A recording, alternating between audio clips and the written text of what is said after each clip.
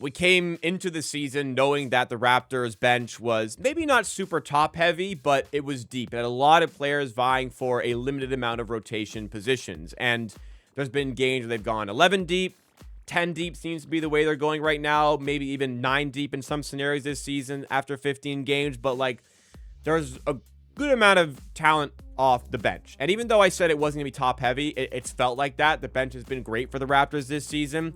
But near the end of the rotation is where I want to kind of focus, because there are good players either not getting minutes or struggling to get minutes. So should the Raptors start to consider a change there?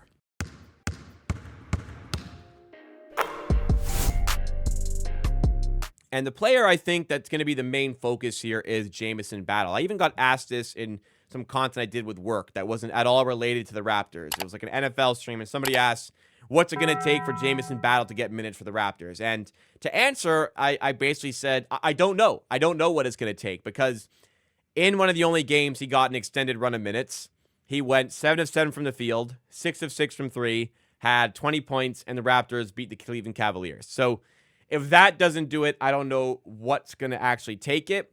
And if we go back to the Raptors' previous game against the Philadelphia 76ers, the player that Jamison Battle would likely have to dethrone to get those rotation minutes is Ja'Kobe Walter. And Ja'Kobe Walter put up 11 points and had some big shots in his most impressive game this season for the Raptors. So if Jamison Battle was knocking on the door, Ja'Kobe Walter kind of locked it for a little bit longer. As we kind of see the depth chart here, this is where it currently stands. We obviously know the starting 5 of Quickly, Ingram, Barrett, Barnes, Parton. That's not probably going to change for a while, if at all, this season. I kind of hinted at maybe swapping RJ and Gradey.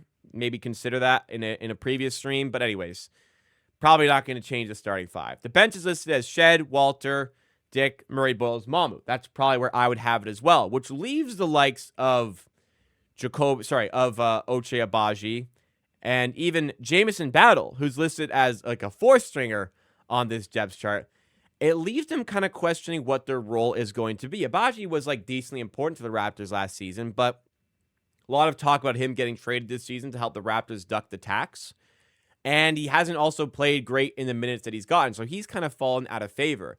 Jamison Battle is kind of forcing Toronto's hand at getting minutes this season, because every time he plays, it feels like he's doing something good for the team. Last season, he brought really good levels defensively for a rookie relative to expectations. He was a solid defender for the Raptors and shot the hell out of the ball from deep. Like, teams know he's a good shooter. He provides a lot of floor spacing and can hang defensively quite a bit more than maybe other players with the Raptors, like Gradey Dick, for example, who is not a great defender, really. We see, kind of pulling up some stats here from Data Baller, his opposition field goal percentage on shots that he contests is one of the lowest in the league. He's in 8% of NBA players. James Battle has been much better there, 27%. Troy Walter, actually, solid defense in that regard this season. Minus 1%, which is 63rd percentile for the current NBA standing. So, honestly, like, my perspective watching the games this season, not digging into all these advanced numbers, has been, and these stats do matter, of course, what my eyes have been saying. James Battle looks solid in his minutes. I haven't been particularly impressed with Ja'Kobe Walter until that last game against the Sixers. Gradey Dick has certainly left quite a bit to be desired with his play. But I continue to say to you guys that the Gradey Dick minutes have very surprisingly been just incredible this season. Gradey Dick's on-off numbers have been excellent. Like, Gradey Dick, when he plays, he has a net rating of 17. When he's not playing, the Raptors have a net rating of -2. So a huge swing when Gradey Dick's on the court versus off the court. And it's still like relatively small sample, 249 minutes on the court for Gradey Dick this season.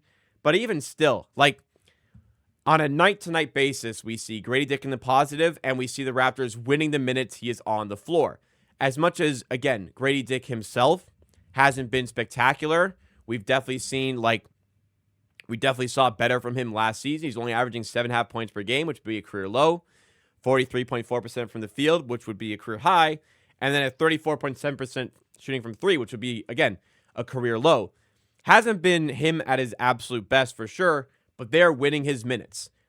Last game in particular, I saw much better signs defensively. Like that Sixers game, it wasn't even like good for Gradey Dick standards, not a good defender. It was good defense. Hopefully that can continue. And his spacing is just so important. Like his spacing, it attracts so much attention from other teams. That is extremely valuable for the Raptors to have on a team that definitely lacks a little bit in the floor spacing department.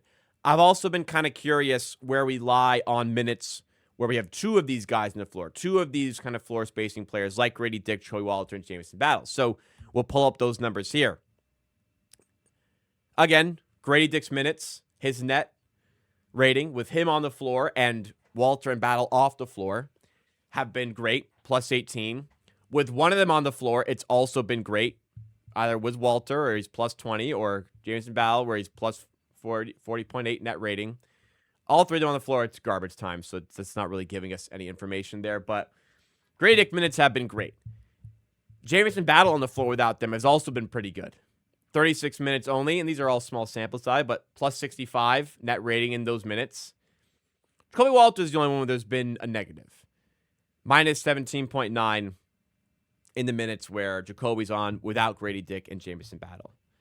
And out of curiosity, yeah, Walter and Battle minutes, 7 minutes, not really telling us anything, but they weren't very good in that tiny stretch of games. So this kind of tells us that like the floor spacing has been significant. Like we haven't done a ton of minutes with like the two of the floor spacing wings on the floor together, but they've been successful. And I kind of want to test more of it through the season to make any definitive statements here.